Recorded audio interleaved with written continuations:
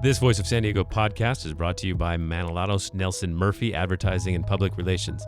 M&M is run by Toni Manolatos, Bob Nelson, and Kelly Murphy Lamkin, who bring decades of advertising and public relations experience to businesses, nonprofits, government agencies, and campaigns.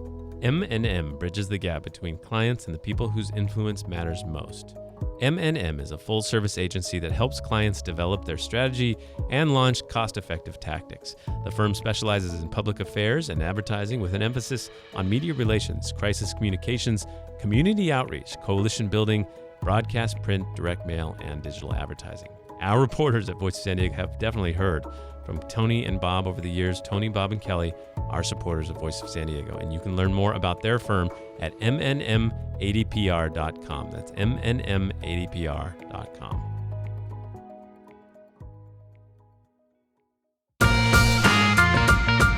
Welcome to the Voice of San Diego podcast, where we make sense of local politics, schools, housing, public safety, the civic issues that impact the life of a San Diego resident. We break it down so you can understand it and make educated decisions. Everything that goes into our investigative reporting, the journalists, public records requests, the data crunching, and this very show depends on the support of people like you because we're a nonprofit news organization. Enjoy the show. Welcome to those of you listening on News Radio 600 Kogo. My name is Scott Lewis. I'm here with my friend, Andrew Keatts. What's up, my man? I'm here with my other amigo, Sara Libby. What's up? Amiga, I should say. The three friends back together. Three amigos. Welcome back, sir. Thank you. It is good to be back. We hinted that you had some news last week. We didn't want to, didn't steal your thunder too much. There's a history of that going awry in this office. Yes, so keeping that, keeping you in charge of your own information. What do you got? I had a child. I have a child now. Woo! Yeah. Whoa. Got some. I posted it on Twitter and got some very nice notes from various Voice of San Diego podcast listeners. Appreciated all of those. Thank you very much. I haven't had an opportunity to respond to each of you yet, but I appreciate it. Little Callum Keatts. Yeah. Cal Keatts. So I asked you earlier, the movie has started in the back of your head. The horrific movie that parents live with that just haunts us at all times. It started. Yeah. So is this for 18 years? Yes. That's something. Well, it's this for 100 years. It's this forever. Forever. That's what they said. I always ask, older parents, do they still have the same deep embedded worry about all the potential weird bad things that could happen? And they're like, yeah, it's worse because you can't do anything. So welcome. That's what we always mean by the club. Welcome. It's haunting. This is the best thing that's ever happened to Scott. I've never seen him so happy in my life. It's true. It's true. Andy having a kid is it's finally happened. Everything's finally happened for me. I'll let you in on a little nice moment we had. Scott came and visited me at the hospital. Yeah. And he brought me a certificate that acknowledged that I now have achieved the moral high ground in all arguments, both trivial and grand. Yeah, it was great. So we designed that ourselves. So I appreciate I'm sorry. That was official Parents Club's Club certificate. Everyone gets that. Yeah, sorry. I didn't mean to break. Oh, man, I almost gave up the gig. Yeah, sure. I brought you some soup, so Yes, we're both your friends, and we love you. And mine was probably better. And yeah, frankly, your roasted pepper tomato basil soup was more helpful to me than Scott's admittedly very clever certificate. It was more about me than you, really. Yeah, exactly. Achieving this cleverness. I love but that's consistent with your brand. Yeah, I love taking people's special moments and making it about me. You did almost step in to officiate my wedding, I think. I would have loved to do that. You were like, I don't know what to do. And I'm like, well, there's a way it could be about me. I'm here if you need me. There's a way I could be a part of this. I would have loved to have seen your parents' face like, you've worked there for 6 months? Why is your boss doing this? This is happening. Although I remember that I would have done better than that guy. Yeah, he was not good. Incorrect. That guy was awesome. Highlight of the wedding. That guy mistakenly explaining where Vince was from. Got a lot of bio points wrong. Yeah, basic points wrong. Vince is from Alabama. Not. No, that's not a thing. All right. Anyway. That guy. Oh, that was like a long time ago. Yeah. Time passes. All right. Speaking of time passing, there is a big transition underway. I can't keep my eyes off of it. I know you're mad at me. I know the whole world wants me to stop thinking about this, but the Chargers moved. Do they? And it's a truly amazing spectacle. My favorite, there's a bunch of clips out of this whole spectacle, the flubs of the Chargers move. This was my favorite. This is Kenny Stills, Dolphins, a player who grew up in San Diego and had a take on the crowd at the Grand StubHub Center. Man, felt like a home game out here in Carson City, California. Carson City. I mean, it's just... That's not a place. It's a face palm city. This whole event was a face palm. I mean, it was just like, what is happening? I got to say, I'm just stunned. And I know that everybody says, why are you surprised this is a bad management? But I'm stunned that they did literally nothing to change their image or their brand or whatever when they moved to L.A. Well, there was that L.A. logo with a little lightning bolt. Yeah, that's true. But they put Los Angeles before their name. That's all they did. Yeah.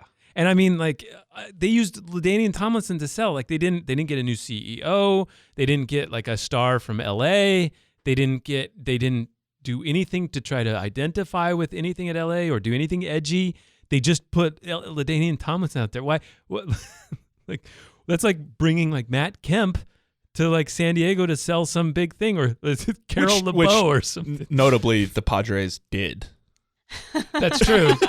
But anyway, that's true, and it didn't work. Yeah, it did not work. No, I mean, it's just it's just bizarre. It's such an interesting story to me. I mean, you spent a lot of time in LA. LA's a different place. Yeah, it's like about stars and star power, and they haven't, like tapped into that in any way. It's about like also about doing something new, right? It's about if the Chargers think they are a media company, like that's the media headquarters of the world, right? Like you have to really stand out. You'd think you would want to do that. You would want to try at least. Doesn't seem like they're trying. I mean, at least really satisfying for the rest of us, isn't it? Like Jim Rome called it porn for haters. This whole rollout. Oh, I think it absolutely is. It's such good hate porn. But also, I'll rain on it a little bit. Sure. It's been a week. No, sure. And they like sold most of the ticket. Like, there was like a trivial number of empty seats. There's still no question in my 11-seat stadium. Yeah, there was out of 11, 9 people did go. There's still no question in my mind that they will eventually long-term succeed. I think that I could not have imagined the rollout being this bad. Can you have pictured anything you can't picture a worse rollout to their time in LA than this? No, not realistically. I mean, I could picture one, but not realistically. Well, no. To me, what it reveals too is it's like it really shows the NFL for what it is right now, which is that it's this media company, and it's media company fueled by a contract with another bunch of media companies, the TV companies, and that's so much money that they have removed themselves from like the experience and the transaction with the fans to the point where they think they can literally show up in a new city and not change anything and just be like, we're here. Yeah. Enjoy us. Right. Like, And that's important because even like during the run up to all this, the thing I would most hear from sports fans was like, well, are they going to sell tickets in LA? Do people in LA want them to be there? How is this going to work? And it was really weird to hear myself say, well, they think that doesn't matter. Yeah. Which is like, what, like in what world would it not matter that you don't have customers or that there are no people who are yearning for your product? Yeah. And that is the situation that they've put themselves in, that they think they're somehow removed from the need to have a direct connection between their customers and their product. Right. And I think that's like a sign of a decadent league that's perhaps existentially in trouble. Yeah. But that seems like a bad bet. And it's not a problem with LA, which had 90,000 people go to a USC game the day before. Yeah, I mean, Dodgers do very well. The Angels do very well. I mean, basically every sports team does well in LA except for the NFL ones. I kind of had a chuckle, though. Everybody brings up all these, this did better than the Chargers game or that state did better or everything did better. Every event in sports was just better than this one. Yeah. Like, you know what the biggest thing, I wish I would have gone. I think this was such a spectacle. I wish I would have gone. Just the idea of like shooting the cannon off, even though they lost, like it was just stuff like that would have been just priceless. I didn't even hear about that. So there's a hilarious story about the reporters have to go down to the field at the end of the game before the game's actually over, and they couldn't see the field. And so there was this kick, and the kick's no good, but the cannon goes off anyway. Oh. And so all these reporters are like, "Oh, the Chargers must have won," but the cannon went off. Sorry, I know I'm obsessed. I'm so obsessed I had to create a separate Twitter feed just to handle all of this. Yeah, so I've been kind of removed from the San Diego news. Yeah. And every once in a while, I'll check in. Mm-hmm. And when I checked in and saw that you had created a new Twitter feed, I saw you the way the rest of the world sees you, and it wasn't that flattering. Okay, thanks, Andy. Congrats on your child. The Twitter feed is Chargers Flubs at Twitter. Also, it's Scott's birthday today, so Happy just birthday, be buddy. as mean Thanks, as buddy. humanly possible. Appreciate it. Great news this week. A lot of interesting stories. I wanted to talk about one we've been following on the podcast for a while. Move on gracefully from. I didn't mean Good to transition. I didn't mean to slam you that No, it's hard. good, it's good. It came across more harsh than I intended. I'm glad you Anyway, noticed. it's a good feed. You should follow Chargers Flubs. Glad everything's going well with your family. Big vacation rental news. Look, this is interesting to me. This is a big deal. 4 city council members sent a memo this week with outlines of how they would draw up a vacation rental regulation ordinance. And the reason it's interesting is that under this plan, you could rent out your home if you get a permit all year to vacationers. Now, Barbara Bree, you'll remember, represents La Jolla and some of the coast. She had put out a proposal that would have a 90-day limit. So basically, you could only go to Europe for the summer and rent out your house and then come back or something like that, right? Mm-hmm. So this is huge in the sense that those are 4 city council members. It means that they only need one more. Yeah, and it's 2 Democrats and 2 Republicans, so it's kind of like a bipartisan effort. So they could easily get probably Chris Kate, Yeah. Georgette Gomez, maybe. Yeah, you just need to pick off one more vote, right? And so you're probably not going to get Lori Zaff. You're probably not going to get Barbara Bree. Those are the people who represent the districts that most acutely feel the effects of this. But that still leaves the rest of the city council. So Yeah. David Alvarez is signed on, right? Yeah, So- Alvarez. And so the big question, I don't know. I think it's just timing now. It seems like I don't think people really grasp, like if 4 did that, this is it. There's going to be some tweaks. Kate will push for even more liberal policies probably on what's allowed. Mm-hmm. And, there'll be a bunch of people that show up, but unless these guys do a full 180, this is it. It's kind of interesting that it took this long to reach this conclusion, because the way that they had been doing it, where it was kind of designed to fail, is that you'd have the people who were most affected be the ones who were driving the conversation, which meant they were inherently putting forward ideas that weren't going to be broadly acceptable to the rest of the council.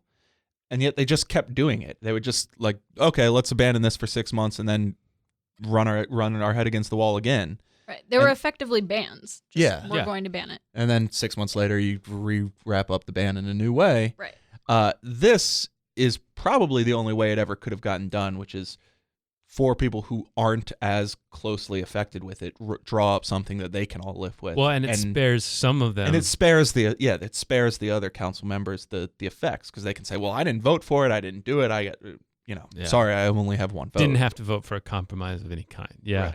Right. Lori Zaff, council member, represents Point Loma, OB, PB, and Claremont, I guess. And she's not happy. She's not happy. No, this is the NBC caught her at a Pacific Beach Planning Board or Town Council meeting discussing this. And here's how she put what she thinks her colleagues did. Other council members are imposing their will when they're far removed from what you and I are experiencing. So this kind of got me. It got you.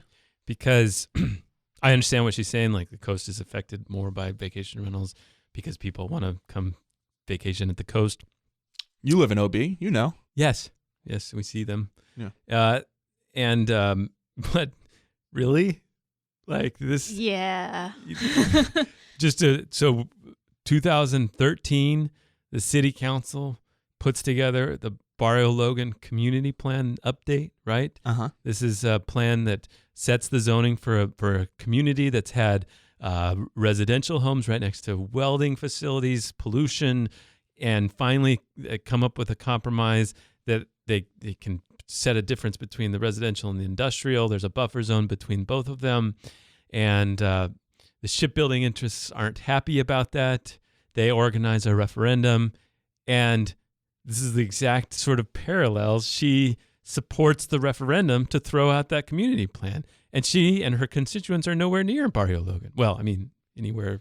And it's actually an even more close parallel than that, because what she said specifically was at that city council meeting when she voted against the plan that the community had put together that the community supported, she said, I know that we typically defer to the council members who represent that area. Councilman Alvarez knows this more closely than anybody. He grew up there. However, this is a regional issue. The maritime industry has regional effects. There's a bunch of jobs associated with this issue. That seems to be the case here. I do think it's couldn't make it any right? more of a great parallel. Yeah, I mean, Airbnb is a regional issue. Yes, it's more acutely felt on the coast, but it is absolutely a regional issue. Yeah. So I guess, hypocrisy is not a new thing. No. But it's just, it really strikes me sometimes. Yeah, no, it's always worth pointing out. So we'll see if Except when people directed it at us. Yeah, in that case, they're just wrong. Just whataboutism, and that's not fair. All right, so what is happening with that? There's some development with the Barrio Logan. So I remember 2013, this plan gets approved, gets through the city council. Then there's a bunch of mayoral revolution in a way. Yeah, it ended up becoming this huge thing because it happened to be going on at the same time that there was a mayoral election. Yeah. So Kevin Faulkner, who became mayor, was one of those who supported getting rid of this community plan that had been hashed out over like a decade, right? Yeah, I think it was like officially 6 years, but there was stuff going on before the official start time there. So, and he pledges, let's throw this out. If I become mayor, we'll bring this back. Yeah. So it's been 3.5 years, and it's back. Yeah, it's been 4 years since they approved it. It was September 2013, so literally 4 years. So I went to the Barrio Logan Community Planning Group meeting, which the Community Planning Group didn't even exist back then. There was no Community Planning Group in Barrio Logan. It's since been constituted. I went last night, and the City Planning Department went to discuss restarting this process with them, with the planning group, and it was a confusing affair. From what I saw, they did not handle it all that deftly. So it is basically true that during that last process 4 years ago, that almost everything had been basically ironed out and vetted and agreed to. They were really down to this buffer area. That was the last big standoff that they couldn't reach compromise on, was what happens within these 2-block wide area. It was a few block long, but 2-block wide area just north of Harbor Drive. Yeah. And they just couldn't, there was no deal to be made. Am I right that it was about whether the businesses within that buffer would be simply allowed to just get permits ministerially, like just easy, versus having to go get like conditional use difficult permits? It was, but I think it would be fair to acknowledge that they probably weren't going to be able to get those conditional use permits. Right. I mean, they would have had the opportunity to go through that process. Theoretically, but I think it's fair to say that the goal was to make it so that you couldn't operate an industrial business in that buffer area. Okay. And so that you'd have the shipbuilding industry on the harbor, and then you'd have train tracks, Harbor Drive, and then 2 blocks worth of businesses that wouldn't allow residential homes and wouldn't allow industrial businesses, so that if you put all that together, there'd be a pretty large physical separation between the shipbuilding industry and the residential community to the north of that area. They just couldn't reach agreement on that. They couldn't get there. And so when they brought this back, the city planners to the community planning group, they came in and they said, since we had broad agreement on everything but this buffer area, all we're going to talk about is the buffer area. We're not going to restart a whole community plan update process the way we would normally do this with a community. We're not doing that. All we're going to do, they had a map with the highlighted buffer area, and they said, we're just going to talk about that. And then they had an exercise for the community, which was they put up these poster boards with pictures of different types of buildings, like a Target Express and a industrial warehouse. So this is like last night. Okay. And all these different things. And then a spectrum from like strongly support to strongly oppose. And then gave everyone stickers and said, go walk up and next to every photo say whether you would be okay or not okay with it being in that industrial area. Gave them 15 minutes to do that, and then kind of just finished the process, which it was, I think it would be fair to describe as mass confusion. No one understood. Well, and also they're not going to like industrial buildings, right? Right. And it does. So the idea was, well, let's see if we can come to an agreement about what should be there, and then we can kind of just write that into the plan. And so the city planner broaches this topic and puts forward this idea and says, this is what we're going to do. And while people are kind of being confused and trying to figure out how to do this thing, you've got community planning group members who are literally yelling at him, well, what if we don't agree with your premise? What if we want to have a full community plan update? Like, you're kind of steamrolling us with this idea that we're just going to talk about this one idea. Could we at least discuss whether we even agree with you? And he was saying, well, you could fill out comment cards if you don't agree with it. And then 15 minutes later, they shut down the whole thing. And I talked to him afterwards, and he said, look, this is the beginning. We haven't made any sort of final decisions yet, but this is what we're going to have to figure out in the coming days. I don't know. I would say that, in fairness, it didn't go all that well as far as a leap back into what was already a pretty contested issue. All right. Well, we have a lot still to talk about. We have our hero and GOAT. We also spoke this week with Brian Maienschein, assembly member from the north part of the city and county, who is a Republican but supported one of the big housing fees and housing investments that are going on right now. So that's interesting. But he also has a lot to talk about with the party and the state politics and his time on the city council. And so Brian Maienschein, so stay tuned if you're on the podcast. And if you're on the radio, you should look for the podcast. It's a great experience. It's been Voice of San Diego on the radio with our partners at News Radio 600 Kogo.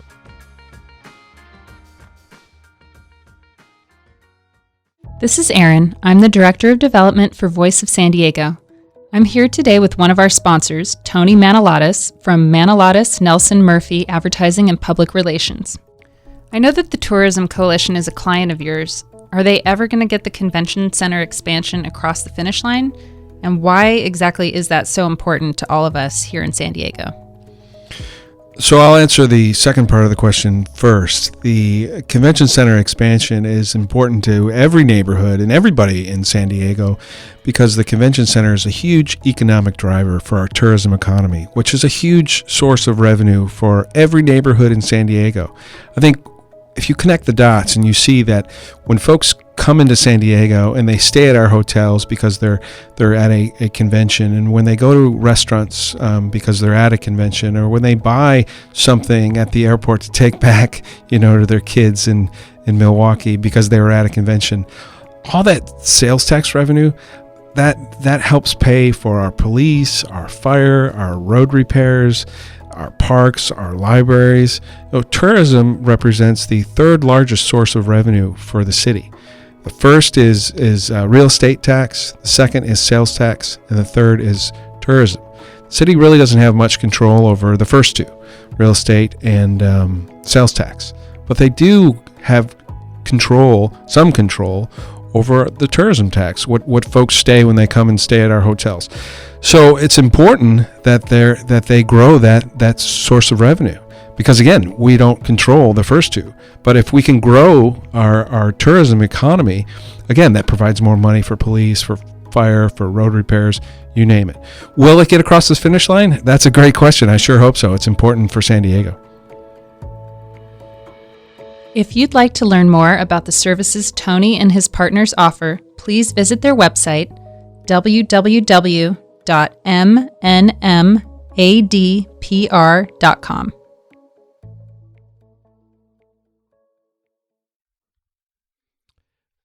Okay, well, this is that time every week where I ask you all to consider how great this whole experience is, podcast and all the stories and the morning report and everything you appreciate about Voice San Diego, because we depend on the 2,700 members who support Voice and the corporations and sponsors and foundations that all come together as a force to help us do this work. You can be part of that, and you should. This isn't free. Go to voiceofsandiego.org/donate, and please make that happen. Very much appreciate it. Let's jump into our GOAT of the week. Our hero of the week.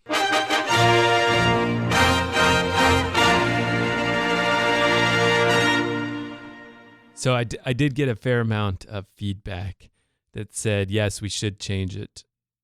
But also a fair amount that said, don't change the GOAT, mostly because they don't like you. It's fine. So still deciding on that, apparently. So our hero this week. Let's be honest. We're never going to change it. We don't change anything. We do. Okay. I create a new Twitter feed. That's true. That happened. Our hero actually is Principal corrected. Fernando Hernandez from the Perkins, elementary school in Barrio Logan. And what's going on there? Maya Krishnan did a good story.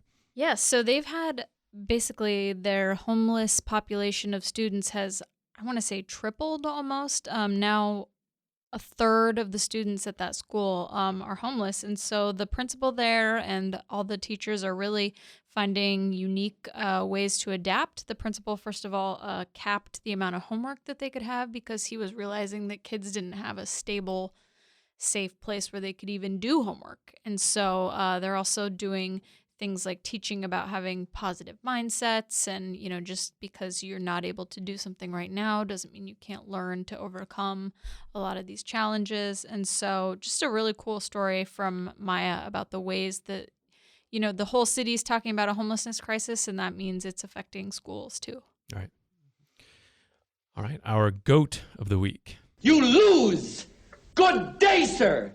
All right. So we were all a little puzzled, and the lifeguard union chief Ed Harris called out the city and the cities of San Diego's fire department and basically accused them of letting people die because they wouldn't send the lifeguards from here to Houston to rescue folks. The lifeguards had a transformative experience in Hurricane Katrina in 2005 and felt like they were ready to go for this one.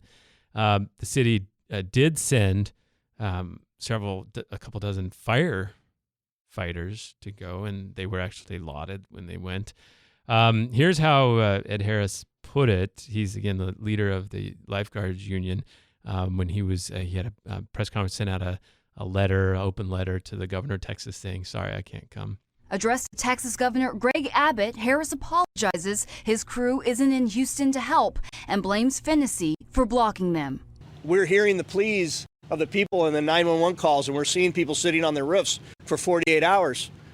I apologize. I'm embarrassed. I'm embarrassed that they're not sending us, and my team and the lifeguards are sickened by it.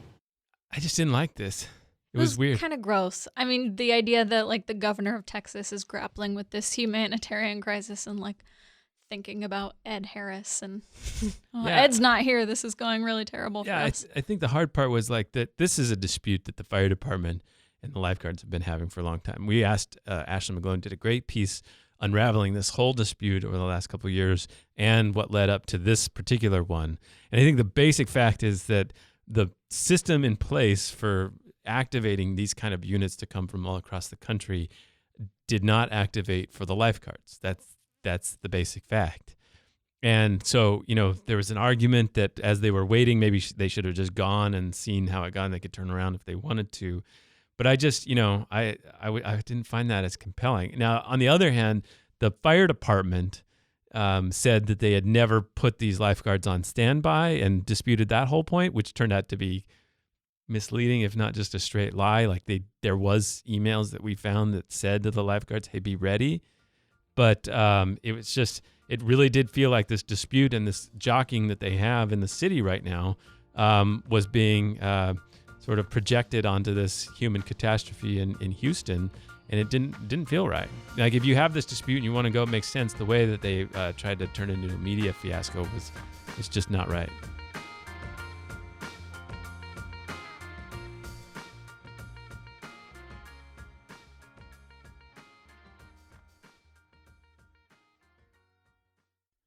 All right, we are joined in the great Voice San Diego podcast studio by Assemblyman Brian Maienschein. Welcome, Brian. It's good to see you, Scott. This is the most popular political podcast recorded in downtown San Diego, so you might want to brace yourself in the next few days. You're going to get all the emails Mobbed. and stuff. Yeah, it's going to be a big deal, so just hold on. It's like the podcast bump.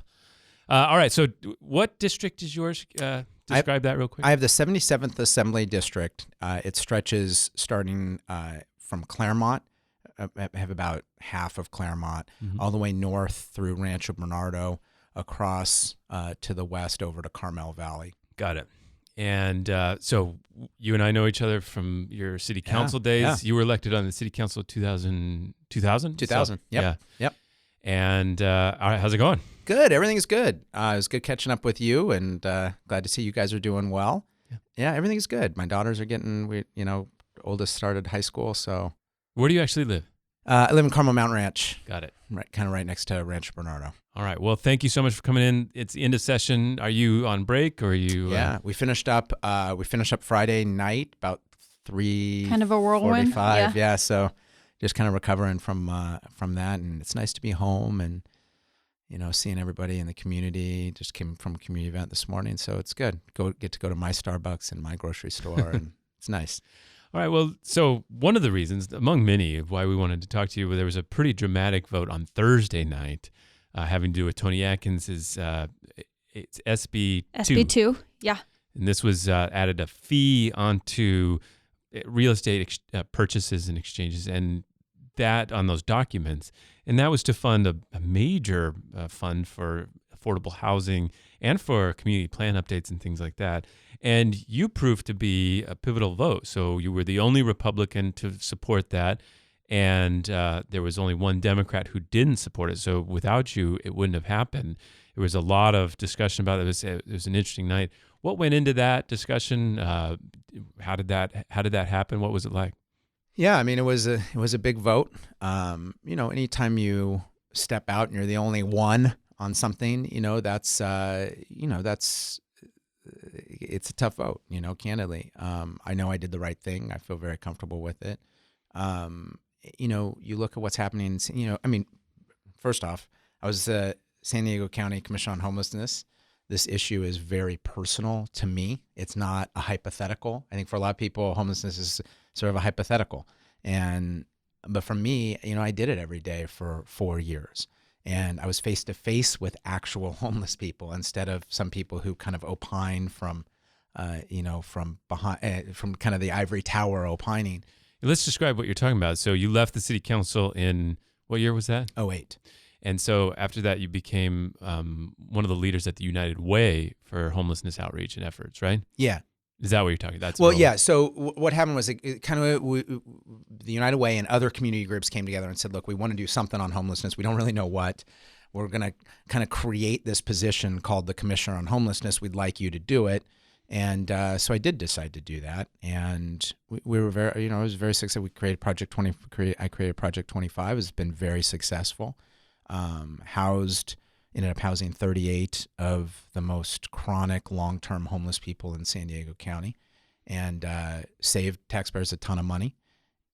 Actually got the Golden Watchdog Award from the San Diego County Taxpayers Association. I bring that up because, it's not a social services agency giving the award. It's actually a financial group that saw the merits in it. So I'm very proud of that. And then when this bill came up and I started considering it, I did think about what my life experience has been, my professional experience has been, how important the homelessness issue is to me. And then you add on to the fact that we literally have a state of emergency here in San Diego. I mean, literally, not subjectively, which I believe in my own opinion, but objectively, right? We've got 421 confirmed cases of Hep A, and that's probably growing. We have the city that's got some special sanitation crew out there hosing off the streets. Don't know whether that's working or not. And we've got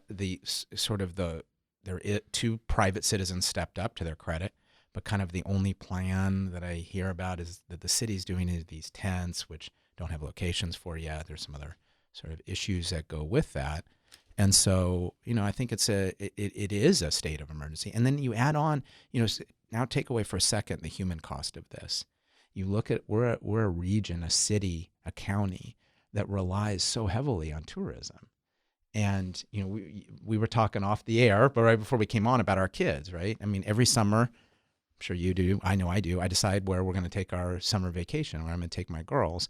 And if I have to choose between a city that has a Hep A outbreak that they're hosing off the streets and a city that doesn't, I'm going to choose, I can assure you, I'm going to choose the city that doesn't. So if you look at what the economic impact to the city could be as this gets, and it is getting worldwide attention, I think it's going to have an impact there too. Yeah. For this vote on SB2, obviously you have a lot of experience working in homelessness. Did your relationship with Toni Atkins come into play at all? You guys have served together. Would it have been a harder sell if it was coming from a Richard Bloom? I think, Toni and I have worked together, as you said, for 8 years. We do have a close relationship. And, the great thing about serving on the city council, particularly when we did, was really, 95% of the votes were nonpartisan. And you're just trying to do the best to run the city. And if that meant you voted like a Democrat sometimes or you voted like a Republican sometimes, so be it. You're just trying to run a big city. And so we've had a long history together of doing that. So the advantage is, it's somebody but at the end of the day, this was such a big issue. It really was bigger than any one person. It's nice that I'm closer with her than maybe others. But the flip side is, candidly, if it was anybody else, I would have had the same result at the end of the day. It's such a massive issue. I heard that there was a significant amount of lobbying from sort of San Diego business types, establishment, like the chamber types and others that really just wanted to see something done on affordable housing and other issues. What kind of things did you hear from San Diego institutions and such about this vote? I really didn't hear a lot. I mean, I saw them on, I saw a letter. Yeah. But nobody visited with me, zero. Mm-hmm. So I didn't have anybody that. What was the letter? I think there was actually, I'm just assuming there was a letter. I just saw them I saw these groups on a support list. It would probably be a better. Like San Diego, like chamber types. Yeah, you know how they list, opposed and support and opposed. That's what I meant by that. So I should be more clear. I saw there were some San Diego groups, San Diego Association of Realtors. There were some San Diego groups on there, but maybe surprisingly, I didn't have a meeting with anybody. Can you talk about that approach to housing first for a second, just the idea of using, government funds to subsidize construction and giving that out in a sort of lottery system and adding supply, adding different components. What is important about that specific investment to you? Well, a couple of things. One is, it is going to be a significant amount of money. Yeah. It's a good amount of money. I think that's in and of itself pretty helpful. I do think there were some other things that happened with it that were probably helpful. I mean, there does need to be some CEQA streamlining. I think CEQA is very important, and we should keep CEQA. But at the same time, it's kind of morphed into more of a litigation strategy, I think, than anything else. Yeah, what we're talking about there is the California Environmental Quality Act and the requirements it places on new developments as far as mitigating for some of its impact. And it's become so burdensome that not only is it difficult to get through, but it's also used by opponents of projects, NIMBYs, sometimes competitors of different projects. What you're saying is that needs to be fixed. Yeah, it does. I mean, it's well-intentioned, well-meaning, and I do think there is a good purpose to it. But I think it has grown so massive as to now be really impossible just about for anybody to navigate. And there's so much litigation that goes with that it just stops these projects. And, if you're already, and again, from the angle, the issue that's so important to me is the homeless issue. You don't have a lot of people lining up to build units for homeless people. You don't have a lot of people lining up to build a homeless shelter. So when you make it, I would want to make it easier for somebody to come in and want to build a homeless shelter instead of so complicated that they're like, I don't even need this headache. Yeah. So just one last sort of round point on this is there was some blowback from your friends on the right side of the aisle of that you had broken a pledge for taxes. What's your response to that? Well, first off, there's 4. If you look at that pledge, there's 4 statements in there. And this doesn't violate any of them. Does it raise marginal tax rates? No. Does it increase pension benefits? No. There's 4 of them. So it doesn't, number one, it doesn't violate any of them. So in and of itself, it doesn't violate any pledge. Secondly, there's an emergency qualification to it. In a state of emergency, it doesn't apply for obvious reasons, right? If there's a massive fire, a massive earthquake, or a massive hepatitis A outbreak. So absolutely not did I violate any pledge whatsoever. This is an essential issue to this city. And to have an outbreak of hepatitis A, that's a public health issue. To have our economy at stake, to have 16 people die on the streets this year, to do nothing was not an option for me. So yeah, I did step out. I was the only Republican that did it. And I think, I didn't go up there to vote for a political party. That's not what I went up to Sacramento to do. I went up there to represent my constituents and do what was right. If it turned out to be a Republican idea or a Democrat idea, if it was a good idea or something that we should be doing, I wanted to do that. And that's what I did. Let's talk about some of the other bills that you've worked on this session. You mentioned that you're home and the Assembly's done with its work.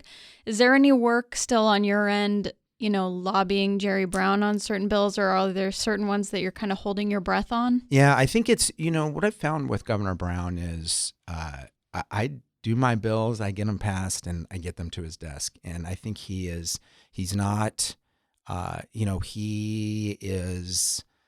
very independent, I think, in how he decides things.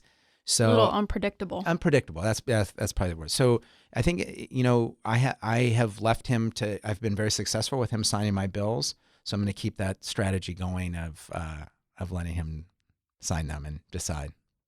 What do you care about the most? We do. I mean, we do make sure we communicate with his office. I send him a very detailed, letter that corresponds to my bill that kind of outlines it in summary form why I think it's important. So I think that's been helpful to him. I think he's a person who likes to read as necessarily opposed to get some phone call saying it. I mean, he knows, what am I going to say in a phone call that's not, like, please sign my bill. He knows I'm going to say that. So I find that just writing him a lengthy, detailed letter seems to work. Seems like the kind of guy who's into lengthy, detailed letters. He likes lengthy, detailed letters. That's been my strategy.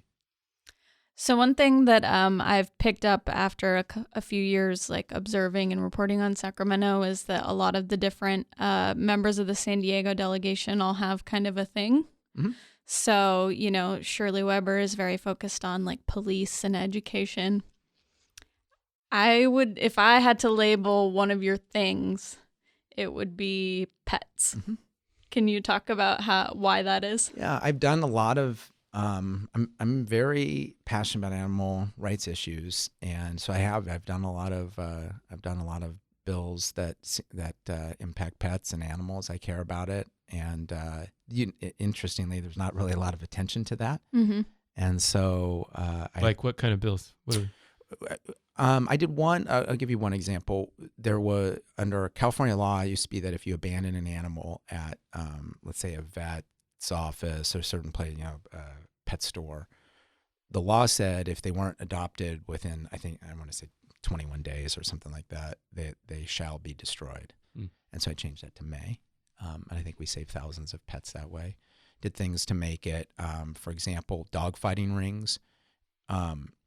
Like, take the Michael Vick case, for example, which did not happen in California, but when they took those animals, these dogfighting rings are huge. So they may have like 2 200 dogs on the property, but really only 10 of them or 15 of them are actually fighting. The other ones are, it's awful. They're like bait dogs. They're just terrible. But the law in California was when they would break up these dog fighting rings, they had to put down every single dog. And so again, I changed that to let the local humane society evaluate them. If one was too damaged and too traumatized, that's the case. But in the Michael Vick case, to give you an example, because there wasn't another state they were allowed to do that, only one dog had to be put down, and all the other dogs have been adopted. And in fact, there's even a documentary out about it, which is pretty interesting. And all these dogs they're in families with kids, and they all are fine. And so those are two examples of bills that I care a lot about. So another big vote that happened this session was the cap and trade bill, which you voted against, I believe, right? Yes. But so one Republican who voted for it was Chad Mays, the assembly leader, and he's kind of paying the consequences of that now. He was stripped of his leadership title. I think he's facing at least one challenger. You guys strike me as sort of similar. You both have expressed views about caring a lot about poverty and wanting to lift people up. What do you think what's happened to Chad Mays says about the party? Here's what I think. I mean, I would say two things. One is Chad is in a political position. I mean, anytime you're either the minority leader or you're the speaker, that is by definition a political, it's not to say there's not other things that go with it, but by definition it's a political position. I mean, the speaker is trying to get more Democrats elected, the minority is trying to get more Republicans elected. So there is always a political component that goes with those two positions. And so, it is what it is. And I think certain people seek that out because they care about the sort of the gamesmanship and the political side of it. And so for Chad, just like the speaker, when political winds change and when certain things happen that are maybe strategy based as opposed to substance based, you may end up paying the price. I mean, typically, not always, but if one of the sides loses seats, that person, whoever the Democratic leader, Republican leader, whoever lost seats, is kind of eliminated, right? They lose that position. And so I think, I don't think it was necessarily just that. I think there was probably some other things too that played into it in his case. But in any event, it was probably the cumulative impact of all of that probably was the final straw maybe for some people. And then you're right. We ended up now with a new minority leader. Did you support that change? So I was, when it first started, so what ended up happening when we had our first week back, I was okay with him staying on, because I don't think somebody for a vote should be sort of punished one way or the other. I think there's other factors that played in. Then once the new people emerged and it was obvious he was not going to go on anymore, I did support our new leader. What was so let's describe that vote. So it was a cap and trade means that each business has a certain amount of pollution they can give out, carbon pollution. If you're not going to use that, you can sell it. And some of that gets cut to the state, creates a big revenue source, which can be used for transportation or whatever, ideally to mitigate climate change or whatever. So that was the structure of the deal. There's a lot more specifics, obviously, tremendous amount. Is it the structure or the specifics that turned you off of that? Well, I think maybe the structure of the specifics. Maybe I'm not totally following that. Here's what I would say is I thought the connection between what the so-called solution was very tenuous. If you totally shut down California, if you made every single individual in California move out of the state, it's less than 1%, it's 0.7% or something of the impact. So it's a very small impact. So it's a huge cost to something that sort of what ended up kind of being the best explanation was, well, there's a problem, we should do something about it. I agree with it. I think there is a problem. I don't think that was the solution to it, especially immediately after the gas tax was passed too. So the cumulative impact on that I don't think they made the effective case that this would do something about it. I hope now here is my hope. look, if 5 years down the road, or let's see what this does. And I hope they'll reverse it if it shows that it didn't have an impact, right? If it did, great. But if it didn't, I think there needs to be some accountability. So you accept like climate science and the idea of the climate change and such. This just isn't the way to address it, in your opinion. Correct. Okay. And you brought up the gas tax. I think that's an interesting point. So this was how much on a gallon? 17 cents or something. Yeah.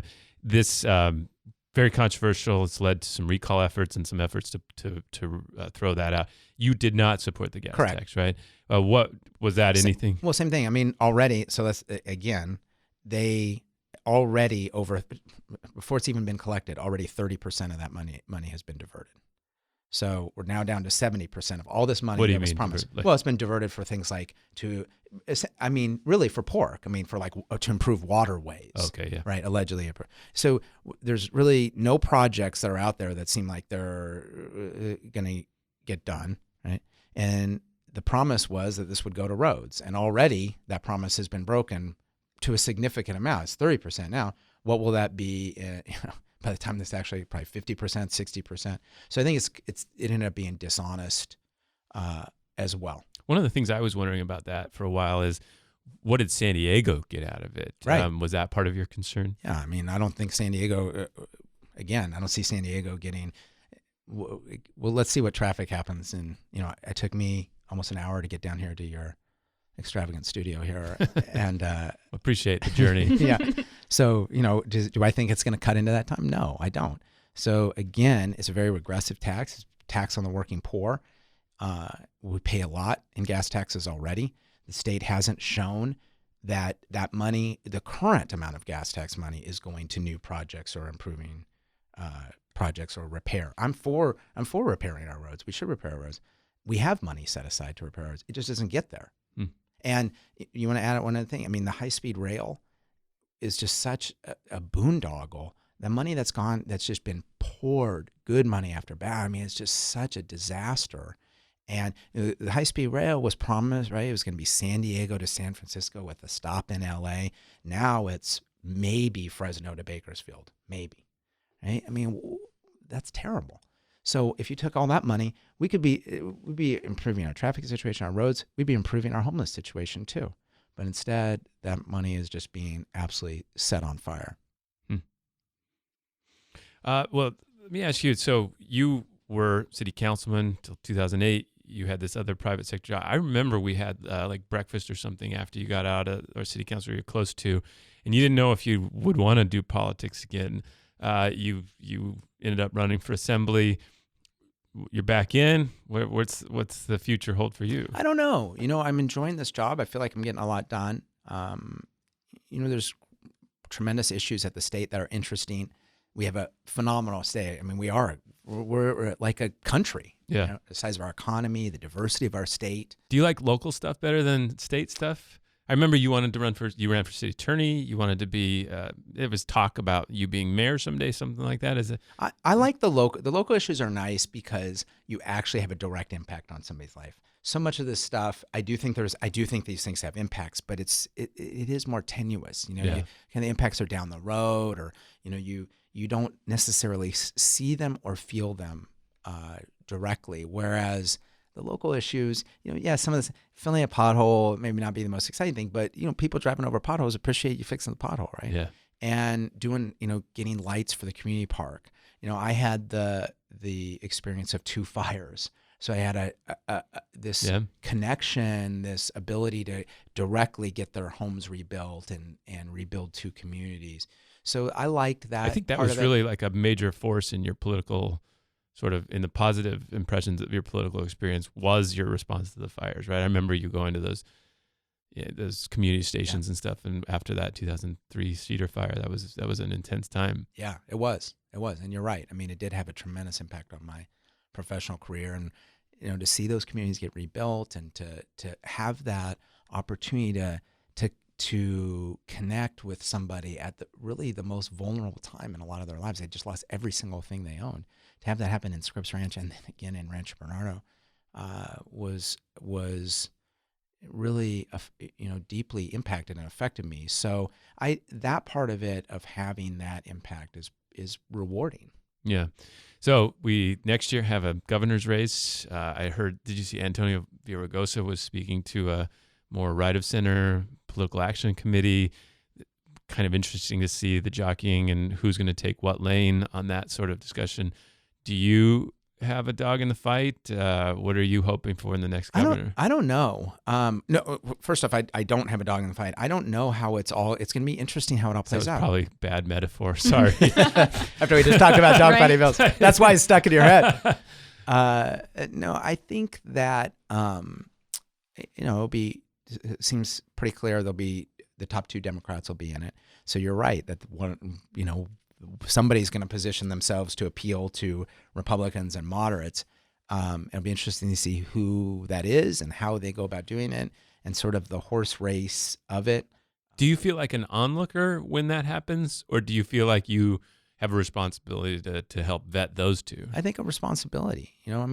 I do care about who the governor. I don't look at it as the party label being the defining factor. It shouldn't be. I think that's one of the things that's been bad for politics is if you look at the kind of circus that goes on in Washington, D.C., it's, these party labels are so important. And I think in real people's lives, they're not. I mean, again, to look at where people are most affected is locality. Well, the people who are helping you rebuild your home after a fire or somebody who's filling your pothole, getting streetlights, and you don't care whether they're a Republican. You just want them to be good. Do you like that top two primary system where that does allow for the two Democrats to move on? Is that a good thing? I think it's had a moderating effect because I think in so many districts that are so one-sided, and you look at like in the Assembly, for example, you really out of the 80 seats, six of them are in play. So you have 74 seats that are essentially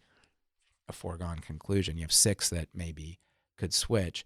I think it has had a moderating effect, and I think it's been good because, if you take some of the districts, if you were, and to use an example, and if you're a Democrat representing Berkeley, you never had to go out and talk to a Republican, right? Because you just needed the Democratic Party endorsement, and you're going to win the seat. And now, with 2 Democrats running in that seat, it's good for somebody to go out and talk to all 3 Republicans in Berkeley, get out there and talk to all 3 of them and hear what they have to say. I think that's a good thing. I think more people should go out and hear differing viewpoints instead of just the same thing kind of spoken back to them. You mentioned you're focused a little less on party maybe for some decisions, but does it impact your enjoyment of the job at all? Obviously on the city council, it's more balanced and you're working under a Republican mayor. But do you ever feel frustrated in your ability to get things done being in a super minority? No, because I have gotten my stuff done. The number of bills I've had signed, I'm near the top. I'm ahead of almost all the Democrats. So I look at it as I knew when I went in, I knew this wasn't Texas, so I knew when I went in what the atmosphere was, and I've just really tried to do good bills and do good work and kind of act in a way that was bipartisan, and it's worked. So I never, I'm realistic to California. And I never thought this job would be any different. I don't anticipate it'll be any different. So I do still really enjoy the job. And, the people in my district sent me up there, and that's who I'm accountable to, and that's who I represent, and that's who I really care about. So the outcome of every vote, you can't worry about because there's 79 other people voting, and you got to vote the best you can, and however it comes out is how it comes out. I got one more. I forgot to ask this. Sure. I was interested. So there was this Supreme Court ruling that as a local politician, you know the difficulties in raising taxes at a 2/3 maximum. We watched after that fire in 2007 a tax that got like 65% of the vote but didn't pass. And now there's the Supreme Court ruling, which seems to indicate to a lot of people that with a citizens initiative, you might be able to get just a majority to pass a tax like that if it was run by a citizens group. Now, there's some Republicans at the legislature who are pushing to sort of close that loophole if that exists. Is that something you want to close or you're not worried about? I just don't know enough about it to really comment on it one way or the other. I know it will end up being litigated. It'll end up being decided in the courts anyway. I I have read sort of the media reports of it. I have not had a chance to dive into what that issue is. So I can't really comment on I don't know enough about that Supreme Court decision. Yeah. Well, fair enough. I'll read it. I'll have to read it now, Scott. We'll call you back. Yeah. All right, Brian Maienschein, Assemblyman from San Diego, representing up in Sacramento. Thanks for coming. Always. Good to see you guys. Good to see you.